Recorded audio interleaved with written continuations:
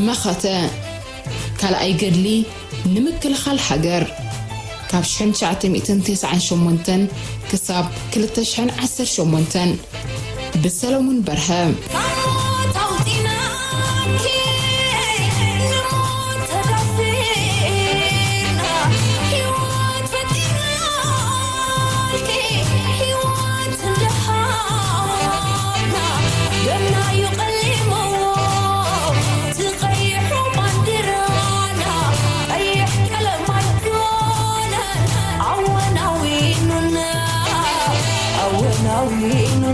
زي بأقاطامي مبل 10 عامات مختم تاورارات ويانا زغرب زلو صحف زي عم مصحف مخته زانتታት ተመክሮ ገርሊ ቅጽት ሸዓተ ከመተዊ ዝሰፈረ ኮይኑ ታሪኻዊ ድሕረ ባይታ ዝምድና ህዝባዊ ግንባር ሓርነት ኤርትራን ተቃውምቲ ውድባት ኢትዮጵያን ኣብ እዋን ብረታዊ ቃልሲ ብምድሳስ ንኣማዓባብላ መስርሕን ኣፈጻጽማን ኩናት ኤርትራን ኢትዮጵያን 1998 ክሳብ 2020 ዝተረኸዩ ሸድሸይ ክፋል ይስዓብ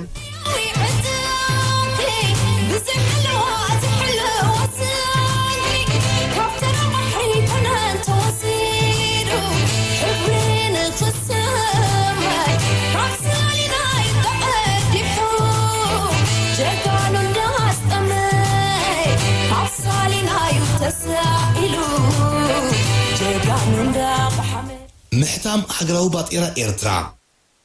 إيرترا دحرنا تنت صار شحنت شعت 197 نا إثيوبيا باطيرياك تك أمنيرا أبعزو قطباو تجيتات كرتين هجراس زجات أبزنا بلد أجمع دما ببقرب النات قاعدك خيج جمرة أبنفس وقت عمد كندي ميتاويت أبيتي مزجب على أبعدها كندي زأكل بزحجن زبين قصص على زقببا ير انطلو بخمي وزته زبلو قديات بستاسيكس سكت فلطو بفلايني إيرترا أتقام نبرة بتوسخ إيرترا أمنا إثيوبيا جنزباون فيسكالاون بوليستات تساتفنت أي نبران أبزت تقصقوان نزس أجمعت زي بعبيوخا نقط أباو بوليستات كلتين هجراتن كارس اللاتات نزملكتو أكد تسكديات كزيتيلهم بناي كلتين هجرات مريحنتات ركباتي كير نبرة بمسرتو نحبار باطيرا جيركان حوار كتو عز نخلتيو هجرات تقعمو خانون بخلتيو مريحنتات يزربو لنيريو يخون برقوت أباو بوليستات كلتين هجرات أبكند النات عرابة النات فراليز قيد زنبرة بز مخنيات زي إيرترا بتزدلي التوميلا قطبا كتمرح نات باطيرا كهلوا والسنة اتوسانة نقدامي منيستر ملزيناوي تنقرو منقست إيرترا والسانو نسب السلطان إثيوبيا كحبرن كله كتقاومو ويكمرقو زيكونه اتسأنحن نحوار زهلون زمدنا أبقمت بمقتاويو دحز والسانزي عطوب زتن السممعن زدليو عبي قداي باطيرة إيرترا عداقام سورده أمونغو كلتين هاقرات زهلو نقداون جنزباون توقيتات بخمي تقبر زبل حطو لبلا بوغن منقست إيرترا حرم الزاتي زخون إمامة تقربو نسب السلطان إثيوبيا كوهابو ممو ركبات تغيرو كوسان تمدبا اتإمامة تداليخا قدامي منيستر ملس نابس مرابز مسألو كابئيد بريزيدنت إسياس كلت تقدحتو هابو قدامي منيستر ملس لوم ليتي مسما سارحتي كويمنا كنريومو صباح أفناوزتا كنقبر سلزبلة نصبحي تركب تقبره قدامي منيستر ملس اتإمامة كمزرعيو بوغنم حنتي كي تقبره بوغن إرتاد صبق إيو غزات فسيمو كمزولو بمحبار اتساند نزملكتهم أكلات كهبهم مخانو نساتو مزرعيو بكوميتات كرتين هاقرات رئيتو تواهيبولو نايمود اعتملكو عكحس نتقدايكا عم حضرتي هاقراو بانكتات كرتين هاقرات ككتاتلو حساب أعربه بريزيدنت إسياس بوغنو ممرقتا باطيرا عبعالنا تنتنا يشحنت شعات تميتن تسعان شوعاتن كخون تمديبو كمزلو بالمحبار اتقدايك التفو توديو بأواج نابكلت إثبتات مئنت كزرقح بوغن منقص إثيوبياك قدام الند كوهابو تلابيو اتركب تزازمه بدحرزي منقص إيرترا باطيرا او نابعداقا كورد عيو غزو أتصعفيفو مغير باطيرا نوعتات هلاليو أواج كوج بوسترات باطيرا كحتم أمش بشاب عطوه إذن تقبرقن بوغن إثيوبيا زملس أملسي أين برن أما حداري بانك إيرترا عطو تكي أبينا دقاقيمو نابدي سهابان نادولة مسمزنو يزرار بكوان تنبره بوغن منقص إثيوبيا روتو ملسي تسعانه اتملسي كوميتا تريو اللات راي زبل بمنبارو تحسو نايتي بوغن منقص إيرترا زقرب أمامه كم زي معموم ردو نبره ካብ ትሕዝቶ ናይቲ እማመ እዚ ዝስዕብ ኣገደስቲ ነጥብታት ምጥቃስ ይከኣል። ቀዳማይ ኣብ ግዜ ምቕያር ገንዘብ እቲ ውሽጢ ኤርትራ ዘሎ ብር ጥራይ ናብ ባጤራ ናቕፋ ይቕየር፣ ካብ ዶባት ኤርትራ ወፃኢ ዘሎ ብር ኣይቅየርን። ካልኣይ ብር ኣብ ነፍሲ ወከፍ መቐየሪ ነቑጣ ክቕየር እንከሎ ናይ ኢትዮጵያ ወከልቲ ከም ተዓዘብቲ ይህልው። ኩሉ ምስ ተኣከበ ከዓ ብተሳታፍነት ወከልቲ ተቖፂሩ ናብ ኢትዮጵያ ተላኢኹ ሃገራዊ ባንኪ ኢትዮጵያ ይርከቦ። ሳልሳይ ኣብ ኤርትራ ዝጸንሐ ብር ተኣኪቡ ሃገራዊ ባንኪ ኢትዮጵያ ምስ ተረከቦ ኣምሳይኡ መንግስቲ ኤርትራ ክኽፈሎ ዘለዎ መጠን ገንዘብ ብናይ ወፃኢ ሸርፊ ድዩ ብዓይነት ክልቲኦም መንግስታት ዘትዮም መዕለቢ ክገብሩሉ። ራብዓይ ኣብ መንጎ ክልቲአን ሃገራት ዝቕጽል ትውጊታት ንግድን ገንዘብን ካብ ዝስዕብ 3 ኣማራፅታት ሓዲኡ ክኸውን። ክልቲኡ ባጤራታት ኣብ ዕዳጋ ብዘይቀይዲ ይፍኖ። ናይ ክልቲአን ሃገራት ነጋዶ ብዝደለይዎ ባጤራ ትውጊት ንግዶም የተግብሩ። ነጋዶ ኢትዮጵያ ናይ ወደባት ኣገልግሎት ክፍሊቶም ብዝመረፅዎ ባጤራ ይኸፍሉ። ኣብ ነፍሲ ወከፍ 6 ወርሒ ወይ ዓመት ከዓ ክልቲአን ሃገራዊ ባንክታት ዘዘሓዝኦ ባጤራ የወራርዳ እሞ ዝያዳ ዝሓዘት ብናይ ወፃኢ ሸርፊ ትኸፍል። ካልኣይ ምርጫ ከምቲ ኣብ ሃገራት ኮሜሳ ዝስራሓሉ ብማእከላይ መወራረዲ ኣካል ክትግበር። እዚ ካብቲ ቀዳማይ እማመ ብዙሕ ፍልልይ ዝነበሮ ይኮነን። ሳልሳይ ኣማራፁ ኩሉ ትውጊት ብናይ ወፃኢ ሸርፊ ይግበር። ከም ምስ ኩሉ ዓለም ዝግበር ትውጊት ስለ ዝኾነ ከዓ ስምምዕ እውን ኣየድልዮን። እዚ ዝተጠቕሰ እማመ እዚ ሰበስልጣን ኢትዮጵያ ስለ ዘይማዕምኦም መልሲ ከይህቡ ዕጢጢ ኣብዝሑ። ኣብ ክንዲ ነቲ መንግስቲ ኤርትራ ዝቐረበ እማመ ብቐደም ተኸተል ብወግዒ ዝትይሉ ድማ ሓሊፎም እናበጥቆሉ እዚ ክኸውን ኣይክእልን እዩ፣ እዚ ኣይቅንበሎን ኢና ብምባል ንወግዓዊ ርክብ ኣበዩ። ኣብ ክንዲ ወግዓዊ ርክብ ናይ ቀዳማይ ሚኒስተር መለስ ቁጠባዊ ኣማኻሪ ንበይኑ ናብ ኣስመራ መፂኡ ንኣማሓዳሪ ባንኪ ኤርትራን ሚኒስተር ፋይናንስን ረኺቡ ነታ መንግስቲ ኤርትራ ኣምስያ ናይቲ ኣብ ኤርትራ ዝጸንሐ ብር ብናይ ወፃኢ ሸርፊ ክኽፈሎ እትብል ነጥቢ ንበይና ፈልዩ ክዛረበላ ጀመረ። ስለምንታይ ኢኹም ግን ነቲ እማመ ብሰፊሑ በባሕሪ ክትዝትይሉ ዘይደለኹም? ስለምንታይ ከንበይንኻ መፂኻ ተባሂሉ ዘዕግብ መልሲ ክህብ ኣይከኣለን። መንግስቲ ኢትዮጵያ ኣምሳያ ምሳኹም ዝጸንሐ ብር ኣይከፍለኩምን እዩ፣ ብር ኢትዮጵያ ክትጥቀሙሉ ጸኒሕኩም ኢኹም ኢሉ ጥራይ ንዓዱ ተመልሰ። በዚ ጉዳይ እዚ ምርድዳእ ምስ ተሳእነ ክልቲኦም መራሕቲ ተዘራሪቦም ብዝተሰማምዑሉ መሰረት ክኢላታት ኣህጉራዊ ማዕከን ገንዘብ ማለት IMF ተዓዲሞም ናብ ኤርትራን ኢትዮጵያን ድሕሪ ምብጻሕ ኣብ ካልኦት ተመሳሳሊ ተመክሮ ዘሕለፈ ሃገራት ዝተመስረተ ሞያውን ሕጋውን ርእይቶኦም ሃቡ። ሓደ ካብቶም ክኢላታት ቼኮስሎቫኪያ ኣብ ክልተ ሃገራት ክትምቀል ከላ ኣብ ናይ ባጤራ ፍታሕ ዝተዋስአ ክኢላ እዩ ነይሩ። እዞም ካብ ኣህጉራዊ ማዕከን ገንዘብ ዝመፁ ክኢላታት ኣብ ኤርትራ ዘሎ ብር ናይ ኤርትራ ማል ወይ ኣሰት ክኸውን ከሎ ንኢትዮጵያ ግን ዕዳ ወይ ሊያቢሊቲ እዩ። ስለ ዝኾነ መንግስቲ ኤርትራ ዘቕረቦ እማመ ቁኑዕ እዩ ክብሉ ደምደሙ። ብድሕሪ ብወገን መንግስቲ ኢትዮጵያ ሓድሽ ዘረባ መፀ። ንሳቶም እውን ነቲ ብግዜ ስርዓት ደርግ ዝተሓትመ ብር ክቕይርዎ ወሲኖም ከም ዘለዉ ብምግላጽ እቲ ምቕያር ብሓደ ክኸውን ግዜ ክወሃቦም ሓተቱ። ክልተ መራሕቲ ሃገራት ብዝተሰማምዑሉ መሰረት ከዓ መዓልቲ ምቕያር ባጤራ ካብቲ ተመዲቡሉ ዝነበረ ዕለተ ናጽነት ናብ ሕዳር ተመሓላለፈ። ወያነ ብተብተብ ባጤራ ክቕይር ዝተጓየየሉ ምኽንያት ንመንግስቲ ኤርትራ ቡርሂ ነይሩ። ዕላምኡ ነቲ ኤርትራ ዝነበረ ብር ዝጓሓፍ ወረቐት ከም ዝኸውን ምግባር እዩ። መንግስቲ ኢትዮጵያ ነቲ ክኢላታት ኣህጉራዊ ማዕከን ገንዘብ ዝሃብዎ ብይን ኣይተቐበሎን። ደጊሙ ናይ ዓለም ባንክ ማለት ወርልድ ባንክ ይዳንየና በደሞ ናብ ዋሽንግተን መገሻ ኾነ። ናይ ባንክ ዓለም ሓለፍቲ እዚ ጉዳይ እዚ ንዓና ኣይምልከትን እዩ፣ ናይ ኣህጉራዊ ማዕከን ገንዘብ ስራሕ እዩ ናብኦም ኪዱ ኢሎም እኳ እንተነበሩ ብወገን ወከልቲ ኤርትራ በጃኹም ስራሕኩም ከም ዘይኮነ ይርዳእና እዩ፣ ናይ መንግስቲ ኢትዮጵያ ጠለብ ስለ ዝኾነ ግን ፍርድኹም ሃቡና ተባሂሎም ተለመኑ። ናብ ክልቲኡ መንግስታት ደብዳቤ ጽሒፎም ከዓ ብጠለብኩም መሰረት ነቲ ጉዳይ ክንሪኦ ነፍሲ ወከፍ ሃገር 4 ክኢላታት መሪፃ ትርቋሕ እሞ ምስኦም ሓቢርና መዕለቢ ክንገብረሉ በሉ።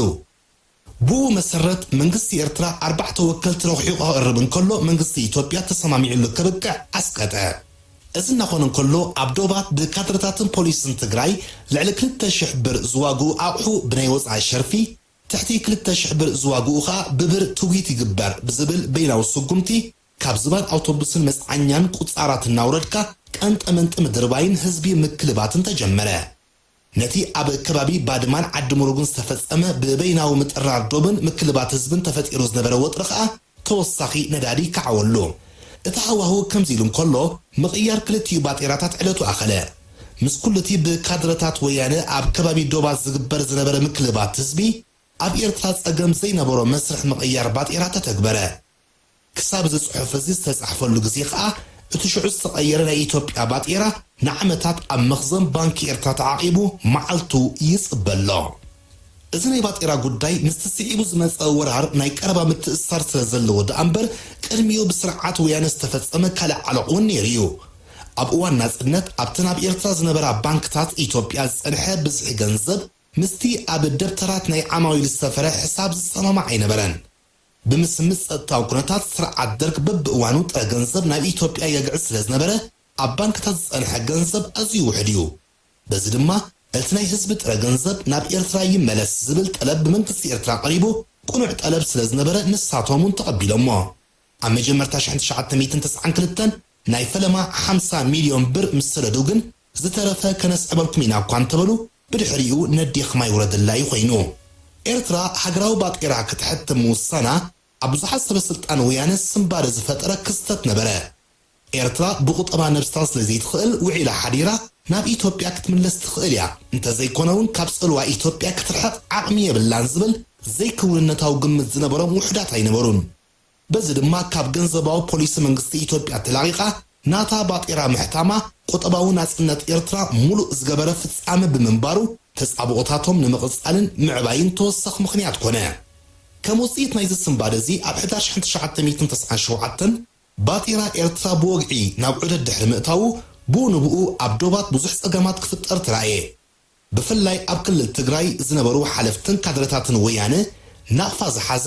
ሓሽሽ ከም ዝሓዘ ይዝቁጸር እናበሉ ባጤራ ናቕፋ ኣብ ኢትዮጵያ ከይርአ ኣብ ልዕልቲ ኣብ ዶባት ዝነብር ህዝቦም ጸቕጥ ክገብሩን ህዝቢ መዓልታዊ መነባብሩ ንምምላእ ዘካይዶ ንግዳዊ ልውውጥ ብጥብቂ ክቆጻጸሩን ቁጻር ምጻር ከይተረፈ ብኸቢድ እናፈተሹ ንዜጋታት ክልቲአን ሃገራት ከከላብቱን ተራእዩ እዚ ኩነታት እዚ ነቲ ብበይናዊ ምድራት ማለት ምጥራር መሬት ድሮ ተፈጢሩ ዝነበረ ጸገማት ተወሳኺ ነዳዲ ብምኽዓው ጽድን ቅርሕንትን ብምጉሃር ምስሓብን ወጥርን ብምዕራግ ሓደ ካብቲ ዝተጠናነገ ፖለቲካውን ቁጠባውን ጠንቅታት ምህንዳድ ንኹናት ዝኾነ ነበረ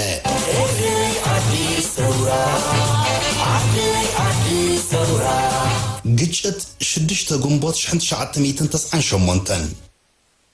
ጉዳይ ዶ ብሰላማውን ሕጋውን መንገዲ ዝፍታሐሉ ኣገባብ ንምንዳይ ካብ ክልቲኡ መንግስታት ዝተመዘት ኮሚቴ ኣብ ሕዳር 1997 ኣብ ኣስመራ ርክብ ድሕሪ ምክያዳ ኣብ ጥሪ 1998 ካልኣይ ርክብ ከተካይድ እኳ እንተነበራ ሰበስልጣን ወያነ ብዘቕረብዎ ዕባራ ምኽንያት እቲ ርክብ ኣይተኻየደን በዚ ድማ ን6 ግንቦት 1998 ክትራኸብ ቆፀራ ተታሕዘ በቲ ቆፀራ መሰረት ከዓ ልኡኻት ኤርትራ ናብ ኣዲስ ኣበባ ተበገሱ ኣብታ ኣኼባ ወከልቲ ኤርትራ ብመሰረት መግዛእታዊ ውዕላት ኣብ ዝቐልጠፈ ግዜ ዶባት ኣባይታ ተመልኪቱ እቲ ጉዳይ ክዓርፍ ጸቕጥ እኳ እንተገበሩ ወከልቲ ስርዓት ወያነ ግን ቅድሚ ሓምለ ንምምልካት ዶብ ብዝምልከት ዝኾነ ይኹን ዘተ ምግባር ከም ዘይከኣል ገለጹ እቲ ዘቕረብዎ ምኽንያት ኣቐዲምና ወከልቲ ክልላትን ፈደራላዊ መንግስትን ዝርከብዎ ናይ ቴክኒክ ኮሚቴ ከነቕውም ኣለና ዝብል ነበረ ወከልቲ ኤርትራ ብወገኖም እቲ ተፈጢሩ ዘሎ ወጥሪ ግዜ ዘይህብፁ ጸገም ስለ ዝኾነ ግዜ ናይቲ ቆፀራ ሓፂሩ ድሕሪ ሓደ ሰሙን ርክብ ብምግባር ነቲ ወጥሪ ብምልዛብ ናብ ምምልካት ዶብ ኣብ ዘምርሕ ስምምዕ ክብጻሕ ሓተቱ ቅድሚ ዝኣኼባ ናይ ኣዲስ ኣበባ ብ2 ግንቦት 1998 ኣብ ቡሹካ ኣብ ማእቶ ዝነበረት ሓንቲ ኣሃዱ ናይ ሓይልታት ምክልኻል ኣብቲ ከባቢ ናይ ጅሃድ ምንቅስቓስ ከም ዝተረኣየ ሓበሬታ በጽሓ ኣብቲ ግዜቲ ካብ መሬት ሱዳን እናተበገሰ ፈንጅታት ዘጻውድን ንኣሽቱ ሽበራዊ ስርሒታት ዘካይድን ጉጅለ ነይሩ እዩ በዚ ድማ እዛ ኣሃዱ ሓይልታት ምክልኻል ንዳህሳስ ናብቲ ከባቢ ተንቀሳቐሰት ኣብቲ ከባቢ ዳህሳስ ከተካይድ ድሕሪ ምቕናይ ከዓ ከም መቐጻልታ ናይቲ ዳህሳስ ብ6 ግንቦት 6 ካብ ኣባላታ ናብ ላዕላይ ዴዳ ኣበገሰት ላዕላይ ዴዳ ኣብ ትሕቲ ምምሕዳር ኤርትራ ክንሱ 25 ዝኾኑ ምድባት ወተሃደራት ኢትዮጵያ ሰፊሮሞ ጸንሑ ኣባላት ናይታ ጉጅለ እቲ ቦታ ናይ ኤርትራ ብምዃኑ ወተሃደራት ወያነ ኣብኡ ክጸንሕዎም ትጽቢት ኣይነበሮምን ወተሃደራት ወያነ ኣብኡ ብዛዕባ ምስፋሮም ዝኾነ ሓበሬታ ኣይነበሮምን ነዚ ከይፈለጡ ናብቶም ወተሃደራት ምስ ተጸጉዑ ድማ ተኹሲ ተኸፍተሎም ሰለስተ ካብኦም ተወግኡ መን ስለምንታይ ከም ዝተኮሰሎም እውን ከረጋግጹ ይከኣሉን ኣብ ጥቓኦም ካብ ዝነበረት ኣሃዱ ሓንቲ ጋንታ ተኹሲ ንሰምዐት ብጉያ ናብቲ ቦታ ደበኽ በለት ኣብ መንገዳ እቶም ውግኣት በቶም ምስኦም ዝነበሩ ብጾት ተደጊፎም ندحريت كملسو رخبتهم جزي أمس الماتوس لزنبرة اتعجانتا كتقبلو تخل نجر أي نبران كبابيعة النات خطات للدماء أبطبوتا حدرات مريت مسوقحي أبادات نايتعجانتا وتهدرات ويانا بتقرنيا نحل حدون كزراربو سمعو بزعباتيك انميو مشاد زقات امكونتات نمزرراب شمون تسابات لأخو وتهدرات ويانا بمعدوك مصو مسرعيوم كساب لصقعوهم تسأبيوم تخص خفتو بونو بقدمانتهم شوعت أو دقوم تخص مستخفتا اتعقانتا عبد خبابي عبد نبرة أغاوح تزرقيحة مكلا خلبوتا كتحس تقدرات وتهدرات إيتوبيا تخص خدصلو تخصي متصعصعة عبد خبابي ندى حساس توافيرن زنبرة كالقوت قانتات حيلتات مكل خالي إيرترا نابتو بوتا متصع وتهدرات ويانا توسخ حيري متصع كمزولو مصرعيو بقصبت كابت بوتا حديمهم لغاقو بدحزي اتهم أبارات حيلتات مكل خال سوعاتهم أملعال أتو أبزانا يشتوشتا قنبوت فسامة إدريس جمع عمر علي محمد صالح زرعي عقبة سلاسة والدقابر زر أبوروخ برهانة حدقو نايزجي أسرات قبر هيوت أسمرون بلاي قبر خيدان قبر برهان يرقاو منقشا تولدز أقاي تصفوز تبهلو شمونت أبارات حيلتات مكل خال إيرترا تسوؤو أما قبر حربنياتات شمك ودما حمد أدام لبسو أزي وكلت إيرترا نزات أبدي ساببان كلو زقات أمنا يشدشت شوعات تقنبوش عند شعات تميتن تسعن شمون تنفس أمه نعبالات حيلتات مكل خال إيرترا كاب تسبيت وصعي نيرو انت بوغن سراويت ويانجن بمدب ستوحبة تلقوا منبارو زملكت مقربات نيريو جيجت مستولعك التيفو نابدوبات زقواي فتنو دراش ستباهله ناي فدرال بوليس حيلي أقدمو ناب شرارو آتيو تداليك أني نبره دحر التخصي اتوم حدقا زورو وتهدراتو يانا كاب لعلاي ديدا مسحبو فتنو دراش بمكاين كاب شرارو بغصبت ناب بادمات أبغيلو بعدما دحريو غيرو عردتات نمحاس كبواية ترايه عبلع حيلتات مكل خالون مدكعتات ككايد حق أنا أبسس قصلك التمعلتات اتقجت عريقو ناوقس لزمرحه حيلتات مكل خال إيرترا حيل دريبو استفنو له مدكعتي كمكتن سر مدكعتك فس من قدنات كونو أما سرحنا يتوقع دما نبادما سيرو نسراويت ويانا كساب تفلوت أهوراو الدوبات دفعو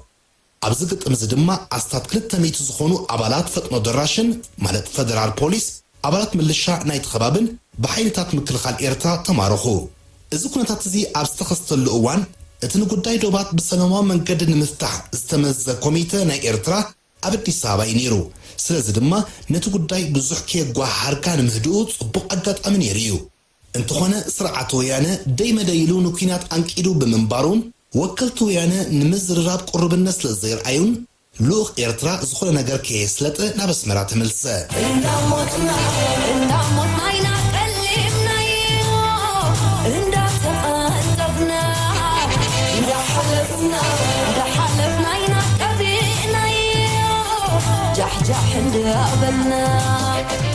أواج كينا سرعة ويانا أتي أبكبابي بعد ما سرعة ويانا زول عقجت كابتسبيت هندستو وصعي عبلع العتقات ويانا كبير كود أتاوريدو سراويت ويانا أبتحت قصصرو كابس نذبرة بوتاتات مسحادمو من قصي إيتوبيا بعصر سلسة قنبوش عند شعب تميتن تسعن شمونتن خصوص ناي بارلاما أخيبات صوعه أبتا أخيبات سبا السلطان ويانا نتقدميو أبدوبات بزعباز نبرا كونتات زخونا أفريط وزي نبرو بارلاما إيتوبيا حدش مرد بزمثل أقباب إيرترا مريت إيتوبيا كان زوررت أمسيلون بممدار بسم بارلاما ناي كوينات أواج أحلفو بمدارتات مرحتو يانا زنبرن ستربشن بارلاما إيتوبيا أبوي بوتا إمريتنا توريرو سلمنتاي زغج اتسمسيو إلو كحتى تعدلون أي رخبن سراويت إيرترا كابتو وريرو حيزو وزلو مريت إيتوبيا بزيك المخونات انتزي وزيو سراويت إيتوبيا ني حيل سجنت كوستد مخانو زفرارح وستانا دما أحلفا نصبحيتو 14 قنبوز شحنت شعب تميتن تسعن شمونتن كابينة مينسترات إيرترا خصوص أخيبا بمكياد أبتو سرعة ويانا زوصو ناي كوينات أواج بعمق التميايتو نتستفت رغونس كهد نتو قداي حقاون السلامون من قد كتحزخ المجلسخا أوصا كابينة مينسترات إيرترا شعو أبزوصو مجلسي بمنقصي إيتوبيا زوصا ناي كوينات أواج أزي كمزح زونو دحر مجلس أزي السعب نصورن شبوطن ناي مفتح حسابات أغربا قدامي منقصي إيرترا حايلن سنموغوت حايلن كمزي قبل ዶባው ምስሓብ ድማ በኃይል ዘይኮነ ብሰለማውን ሕጋውን መንገዲ ጥራይ ከም ዝፍታሕ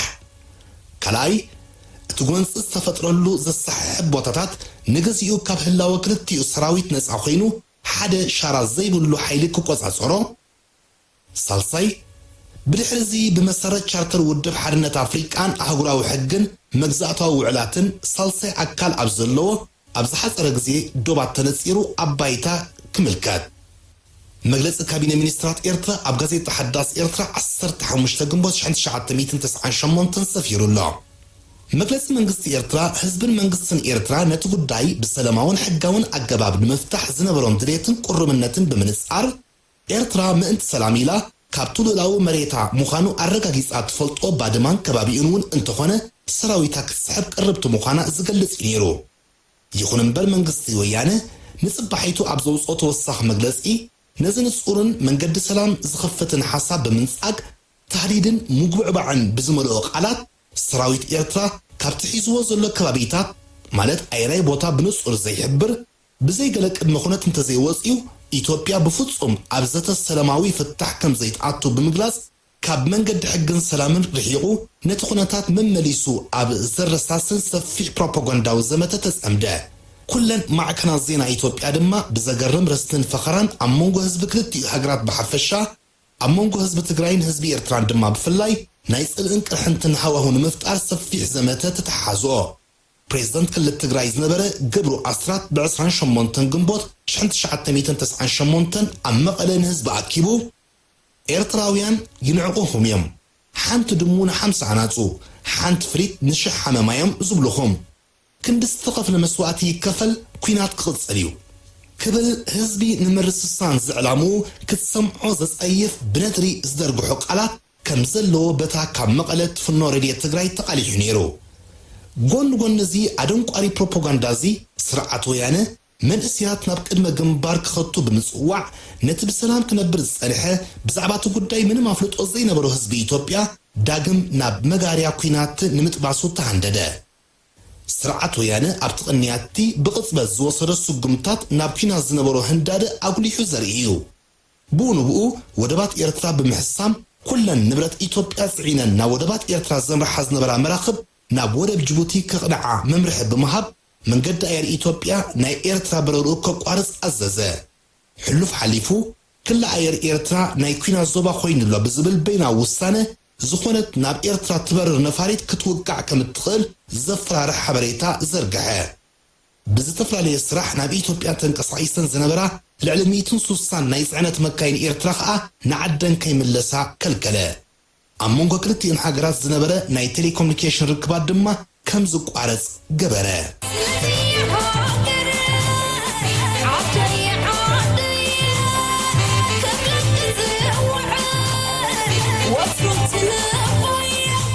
ቀዳማይ ተበግሶ ንሰላም ኣብ መንጎ ኤርትራን ኢትዮጵያን ዳግማይ ናይ ኩናት ሃዋሁ ምስን ጸላለወ ብቕጽበት ኣቓልቦ ዓለም ስለ ዝሰሓበ ካብ ሕብራት ሃገራት ጀሚርካ ዝተፈላለየ ኣህጉራውያን ውድባትን ውልቀ ሃገራትን እቲ ጉዳይ ብህድኣት ክትሓዝን ክልቲአን ሃገራት ነብሰ ግጥኣት ክገብራን ዝጽውዕ ምሕጽንታታት ኣቕረቡ ብሰላማዊ መንገዲ ንምፍትሑ ናይ ኣሰላጥነት ተራ ክጻወታ ቀዲመን ዝተንቀሳቐሳ ድማ እተን ምስ ኤርትራን ኢትዮጵያን ጽቡቕ ዝምድና ዝነበረን ኣሜሪካን ሩዋንዳን ነበራ ልኡኻት ኣሜሪካን ሩዋንዳን ኣብ ሓፂር ግዜ ኣብ ክልቲአን ሃገራት በፂሖም ምስ መራሕቲ ክልቲአን ሃገራት ድሕሪ ምርኻብ መፍትሒ ዝበልዎ ሓሳባት ኣቕረቡ እቲ ዝቐረበ እማመ ኩሉ ተጻብኦ ብቕጽበት ደው ክብል ክልቲአን ሃገራት መግዛእታዊ ዶባት ክቕበላ ብኡ መሰረት ድማ ምምልካት ዶብ ኣባይታ ክትግበር ክሳብ ዶባት ዝምልከት ናይ ክልቲኡ ሰራዊት ካብቲ ዘሰሓሕ ቦታ ክርሕቕ ኣባ ድማ ዝነበረ ምምሕዳር መንግስቲ ኢትዮጵያ ድማ ክሳብ ዶባት ዝንጸር ናብ ቦትኡ ክምለስ ዝብል ነበረ መንግስቲ ኤርትራ ብዘይካቲ ንምምሕዳር ዝምልከት ነጥቢ እቲ ብልኡኻት ኣሜሪካን ሩዋንዳን ዝቐረበ እማመ ኣቐዲሙ ብመንገዲ ካቢነ ሚኒስትራቱ ዘቕረቦ ሓሳብ ስለ ዝነበረ ከም ዝቕበሎ ብምግላጽ እቲ እማመ ዘየጠቓለሎም ኣገደስቲ ነጥብታት ማለት ናይ ግዜ ሰሌዳ ሰራዊት ክሳብ መዓስዩ ካብቲ ቦታ ዝርሕቕ ምምልካት ዶብ ኣብ ውሽጢ ክንደይ ግዜ ዝትግበር ከምኡውን ሓላፍነት ናይ ትዕማም ዝወስድ ኣካል መን እዩ ወዘተ ናይ ዝብሉ ሕቶታት መልሲ ክንጸር ሓተተ መንግስቲ ኤርትራ ነዚ ሕቶታት እዚ ዘቕረበ እቲ ዝእቶ ስምምዕ ኣብ ክንዲ ሓፈሻዊ ኮይኑ ድሓር ኣብ ምትርጓሙ ዘየድሊ ምትሕልላኻ ዝፈጥርን ግዜ ዘባኽንን بعنتو بقو نتصورن زي الشامون كوينو كبقس كابزبل حسابيو بنصارو سرعة ويانة نت إمامة تقبلي اللوخون مبال زوز أو مجلسي نسألنتاي نبران بربعة سنة شحنت شعات تميتن تسعين شمونتن قدامي منيستر إيتوبيا ملز زيناوي اتإمامة تقبلني علينا مزبل مجلسيو عالتحايزو سراويت إيتوبيا كابلو معال تجميرو عبلالي إرترا عدلاي زبل السوقمتي كوست عزيز اللو كبل نايكوينات تأزاز من محللافو أبقز إيو نسماعتي زلنس أو تقراج أو مجلس إينيرو اتب منغستي إرترا زقرب رئيتوتات بلوخات رواندان أمريكان بيلو نا منغست ويانا كوانت قربه سرعات ويانا جن زخون نايقز يقدب يخون كالوكونات فسيمو كم زي كبل أفلته نتوق نامولو كينات من عراق دما بترتب ناب كل مأزنات سراويت أموفار تسأميدو نبره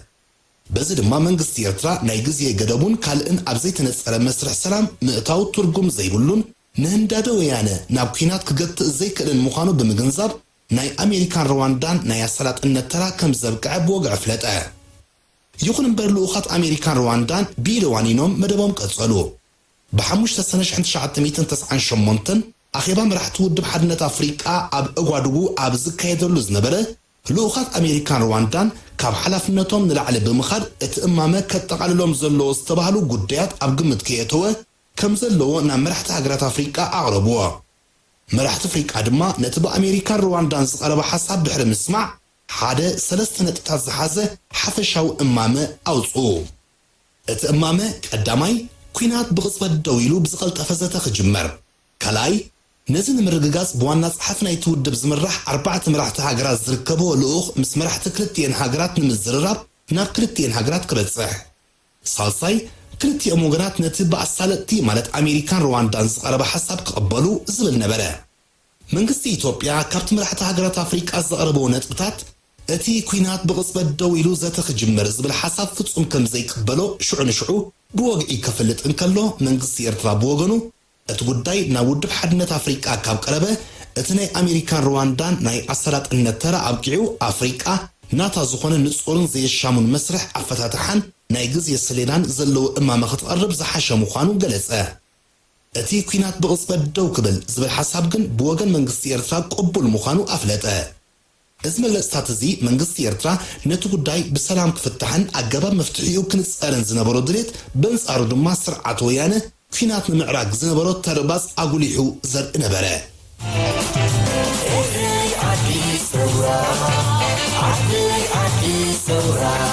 زخبركم من زخبر كننت خاتتلتي مدباتنا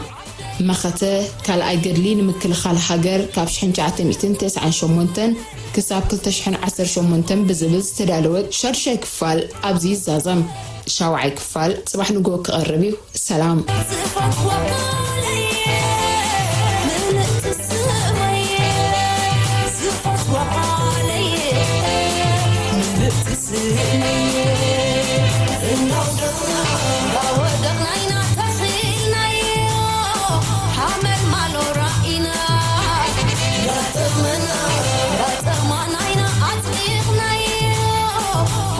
مالو مسكننا